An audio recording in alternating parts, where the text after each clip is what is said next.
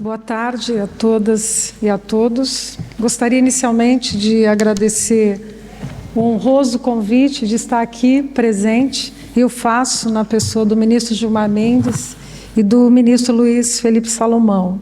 Também cumprimentar aqui os integrantes da mesa, o desembargador Newton Ramos, o ministro Vinícius de Carvalho e o doutor Rubens Ometo, que foi um prazer conhecê-lo hoje pessoalmente aqui.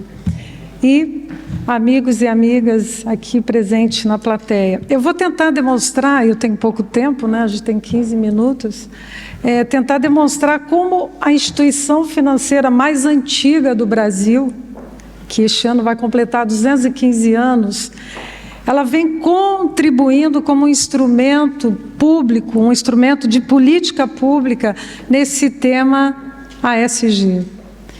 E aí a pergunta que poderia já surgir considerando que esse painel é o setor privado, né, como instrumento de política pública nessa agenda ESG, o que estaria fazendo aqui uma sociedade de economia mista, como o Banco do Brasil, neste fórum?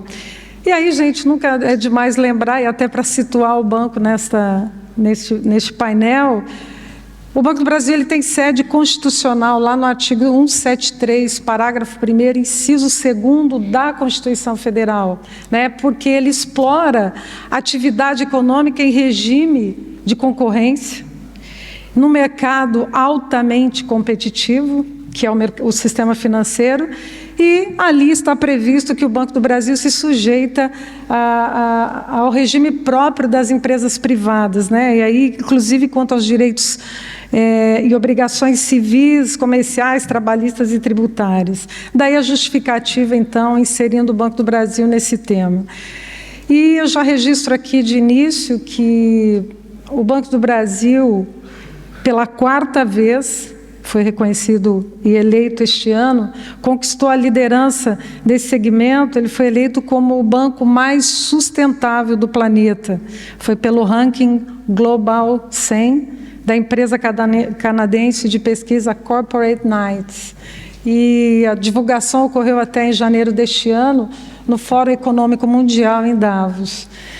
Como eu disse, é a 4ª vez, né, 2019, 21 e 22 também o banco alcançou essa marca aí de banco mais sustentável do mundo. E aí, além dessa posição de liderança entre os bancos, o banco também é uma empresa brasileira classificada, é a única empresa brasileira classificada, e ele está aí na 15ª posição entre as empresas de um modo geral. E também o banco ele foi novamente selecionado para compor o índice Dow Jones de sustentabilidade da Bolsa de Valores de Nova York, sendo este o 11º ano consecutivo que o Banco do Brasil ele compõe esse índice. Então, essas observações elas são importantes para não restar dúvidas, né, de que o banco aí ele está inserido nesse tema central de hoje, que é o setor privado como instrumento de política pública no tema ESG. Deixa eu mudar aqui. Bom, aqui bem rapidamente, antes de apresentar aí o que o banco vem colaborando como empresa privada nesse tema de sustentabilidade, essa é uma agenda que a gente sabe que ela passou a fazer parte mais recente da estratégia das empresas, né? Isso começa aí na década de 80, com a 80, 90, com a filantropia, que representava as doações que podiam ter relação direta com a empresa. E isso veio evoluindo no decorrer do tempo e hoje está voltada aí para uma sustentabilidade orientada para a geração de valor. Então, a gente tem nesse quadro aqui, né, a filantropia na década de 80, 90, investimento do setor privado, investimento social privado. Em 2000, responsabilidade social empresarial, gerenciamento de riscos em 2010, e a gente tem, então, em 2020, essa questão da geração de valor E mais do que gerar um resultado econômico, na verdade, um retorno para os acionistas, né, para os investidores, como bem disse o Dr. Rubens aqui, com uma agenda bem trabalhada, bem governada, a gente atrai investidores relevantes para o Brasil, e essa é uma pauta que, de fato, a gente tem que levar a sério. E diversos públicos aí, investidores, clientes, reguladores e o mundo, por meio desses acordos globais, estão cada vez mais atentos aí a essa sustentabilidade. Bom, hoje esses critérios, eles são também oportunidades, né, como agora eu disse há pouco, de geração de valor, como no caso dos títulos verdes, né, ou os green bonds, e dos financiamentos que também são voltados aí para a infraestrutura de produção de energia limpa. São títulos de renda fixa emitidos pelas empresas, governos e organizações multilaterais para viabilizar essas iniciativas econômicas de sustentabilidade. Aqui, esse slide ele demonstra que cada vez mais há uma demanda maior por um sistema financeiro sustentável. Os investidores, né, são cada vez mais exigentes em relação ao desempenho e à divulgação dessa agenda ESG. Por exemplo, 97% dos investidores realizam avaliação desses critérios para decidirem se vão ou não investir. A gente também tem aqui os clientes, né, que buscam se relacionar aí com as empresas sustentáveis ou também orientadas por propósitos, especialmente as novas gerações. Quanto aos clientes consumidores, e aí falando pelo banco, né, 66% deles estão dispostos a pagar por mais produtos sustentáveis. E essa é uma pesquisa que foi realizada pela Nielsen em 2015, né? As escolhas sustentáveis, como empresas socialmente responsáveis, lucram com isso. E, claro, seguindo uma tendência mundial, os brasileiros também estão mais sustentáveis, né? 42% dos consumidores estão, de fato, mudando de hábitos aí de consumo para reduzir esse impacto no meio ambiente, de acordo também com a consultoria Nielsen de 2019, no estudo Estilos de Vida. E também, claro, os reguladores, que há muito tempo no Brasil o Brasil se preocupa com a criação de normas, de controles socioambientais, que inserisse o sistema financeiro nacional como um protagonista nas iniciativas que respeitassem sistemas socioambientais. E aí, claro, visando uma atuação integrada, o Banco Central do Brasil, ele promoveu vários debates com participantes do mercado financeiro no Brasil e no mundo, e com a finalidade de ressaltar essa importância do tema e discutir as respostas para esses novos desafios. Então, das regulações do Conselho Monetário Nacional, do Banco Central do Brasil, passando pelos acordos da Basileia, chegando ao sistema de autorregulação bancária, SARB, a gente pode afirmar, sem medo de errar, que nós temos aí um país dotado das mais modernas regras sobre responsabilidade socioambiental, e aí, claro, falando aqui para a indústria financeira. E o Conselho Monetário, ele vem tratando essa regulação por meio de resoluções e circulares desde 2008, resultando aí na primeira importante delas, que é a Resolução 4327 de 2014, onde se estabeleceu no Brasil, no sistema financeiro, as diretrizes para implementar a política de responsabilidade socioambiental. Claro, foi considerada aí como mais um capítulo histórico de iniciativas em prol da mitigação desses riscos socioambientais. Foi revogada essa resolução em 2021, pela 4945 do Conselho Monetário, que agora não somente dispõe sobre uma política de responsabilidade socioambiental, como, em 2025, trouxe a pauta da política de responsabilidade social, ambiental e climática também. E aí inclui todas as instituições financeiras enquadradas aí nos segmentos 1, 2, 3 até 5, dos segmentos 1 ao 5, que são determinados aí pelo POT, perfil de risco da instituição. Essa resolução do Conselho Monetário Nacional, ela obriga os bancos a indicar um diretor estatutário responsável pelo cumprimento dessas disposições. Também determina aos bancos que constituam dentro do seu conglomerado o Comitê de Responsabilidade Social, Ambiental e Climático. E a resolução 4557 de 2017, que está aqui na tela, ela traz critérios aí para a estrutura de gerenciamento de riscos de capital dos bancos e também inclui aí a responsabilidade ASG. A Federação dos Bancos, a nossa FEBRABAN, também publicou em 2014 o normativo SARB, né, 1414, que é o Sistema de Autorregulação Bancária, e trouxe todo o detalhamento dessa política socioambiental trazida por essa resolução 4327. Então, assim, é um ambiente regulatório cada vez mais crescente, cada vez mais rigoroso, em especial, gente, para os bancos, porque um dos grandes papéis dos bancos, quando se fala em sustentabilidade, é a forma como ele vai alocar capital naqueles setores que são considerados de economia verde, né? E quando esses pilares estão associados às preocupações de inclusão social, consumo consciente, preservação ambiental, a gente tem aí a economia verde.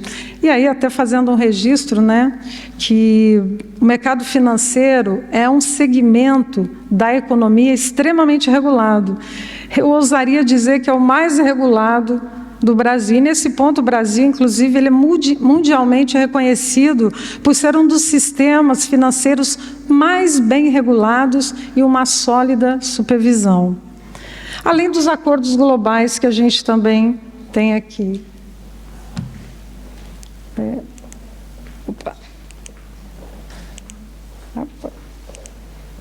Esse quadro aqui, a preocupação aqui dos líderes mundiais com os temas socioambientais tem sido refletida ano após ano nas edições anuais do relatório sobre riscos globais do Fórum Econômico Mundial. E aqui eu trago uma pesquisa, muito rapidamente aqui, da percepção de risco do Fórum Econômico Mundial, que foi publicada em 2022. A pesquisa foi realizada ainda no período pré-pandemia. E a gente observa que os riscos socioambientais, eles ocupam, vejam, os 8 primeiros lugares entre as maiores ameaças à economia global. Só para lembrar, gente, que há uma década, dos 10 maiores riscos nesses termos, 7 eram financeiros. E hoje são aí os riscos socioambientais. Aqui, só para demonstrar como foi e como está a sustentabilidade no Banco do Brasil, e não é por causa desse boom do ASG que o Banco do Brasil começou a falar desse tema, não é. Pelo contrário, a gente tem uma longa trajetória em sustentabilidade. Hoje a gente tem um plano de sustentabilidade que é um instrumento de vanguarda e que ele existe desde 2005. Depois, mais ali, eu falo um pouquinho dele, que a gente tem aí a Agenda 30BB, que eu diria que é um excelente case, Dr. Rubens. Há 20 anos a gente já tinha um plano declarado de ações, indicadores e metas que envolviam toda a alta administração do Banco do Brasil. Eu vou dar um exemplo aqui como diretora jurídica do Banco do Brasil. No passado, nesse período de 2005 até o presente momento, mas lá no início, a diretoria jurídica do banco ela se comprometeu a buscar casos judiciais que envolvessem questões socioambientais e de que forma isso impactaria o Banco do Brasil. Então, essa foi uma contribuição também aí da diretoria jurídica para esse tema sustentabilidade, e como o senhor bem disse, doutor Rubens, a gente precisa avançar aí na previsibilidade e na segurança jurídica nesse tema também.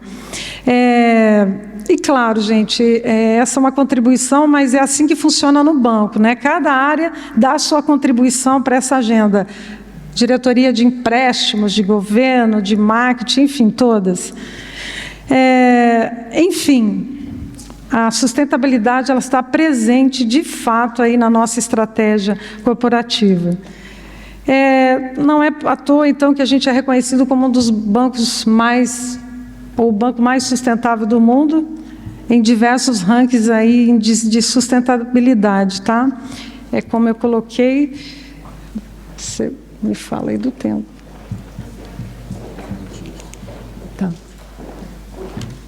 Bom, aqui, este slide, ele traz aqui essa minha fala inicial do Banco do Brasil ser o banco mais sustentável do planeta. Ele tem uma longa prática aí, uma longa trajetória, na verdade, em práticas de responsabilidade socioambiental. Por exemplo, desde 1985, há 38 anos, o banco ele constituiu a sua fundação, a Fundação Banco do Brasil, que a gente costuma dizer que é o coração social do Banco do Brasil, que busca aqui contribuir para a transformação social dos brasileiros e o desenvolvimento sustentável do país. E em linha, eu teria tanta coisa aqui, desembargador, mas eu vou correr porque eu sei que você já me apontou aqui, eu tenho pouco tempo. Mas em linha com os compromissos de longo prazo do Banco do Brasil, com o objetivo aí de auxiliar os clientes na transação para uma economia mais sustentável, ao final de março de 2023, o banco atingiu, está aqui nos destaques, 328 bilhões de reais em operações de créditos sustentáveis. Inclusive, ontem foi lançado o Plano Safra, em Brasília, e é nessa ordem de 328 bilhões de reais. Então, a gente falando aqui no caso do banco, em 2023, foi um crescimento de quase 13,3%, quase 14%, em 12 meses. E esse montante, o que é importante aqui é destacar que ele foi contratado em linhas de crédito com grande enfoque ambiental, social, ou para financiar atividades e segmentos que tragam impactos socioambientais positivos, né? Também aqui, acompanhando o doutor Rubens, o banco também entrou no mercado de carbono, e desde 2022 ele tem reforçado a sua atuação no mercado voluntário de carbono, apoiando seus clientes, seja na elaboração de projetos geradores de créditos e na própria comercialização dos créditos, seja oferecendo a possibilidade de compensação de emissões por meio de aquisição de créditos de carbono, gerados aí a partir de projetos com relevante adicionalidade ambiental. E também oferecendo linhas específicas para fomentar projetos que contribuam para a descarbonização. Vou encerrar. Aqui na estratégia também, dentre os principais pilares, a gente vê a sustentabilidade permeando aí toda a estratégia que está presente aí nos indicadores do banco. Nós temos a Agenda 30BB, que é o principal instrumento capaz de fomentar as práticas sustentáveis dentro da organização. Temos os indicadores do plano diretor como metas, né? O objetivo do banco agora para 2023 é manter-se listado aí entre as 10 primeiras posições do setor no índice de sustentabilidade da Bolsa de Nova York. Também temos uma carteira de crédito sustentável. Eu disse para o ano de 2023, a meta do banco era, né, atingir 315 bilhões de reais, e a meta já foi atingida em março deste ano de 328 bilhões de reais. E agora a gente está até em processo de revisão. A gente tem a nossa Agenda 30BB, está sendo revisada aí, ela é feita para um período de 3 anos e a cada 2 anos a gente também faz uma revisão. Enfim, teria aqui muito tema aqui para trazer. Só para fechar, eu vou encerrar. Só para fechar esse tema aqui, que é importante. Aqui, o Banco do Brasil, e eu vou encerrar aqui, ele em março, ele lançou os seus 10 compromissos de longo prazo, em sustentabilidade, claro, que vem contribuindo aí para o direcionamento das ações da nossa empresa até 2030, né? Isso tudo alinhado com as demandas da sociedade e os próprios objetivos globais de desenvolvimento sustentável. Estão divulgados no nosso portal de sustentabilidade do banco, qualquer um tem acesso, e estruturado nesses 3 grandes eixos, né? Negócios sustentáveis, investimento responsável e gestão ASG. Enfim, eu falaria aqui mais, teria muita coisa para falar, o banco do tamanho que está umbilicalmente ligado aqui a Portugal, mas a gente sabe que tem muito ainda para contribuir com o país, com o mundo, nessa agenda que, na minha opinião, hoje é a mais importante do planeta. Obrigada.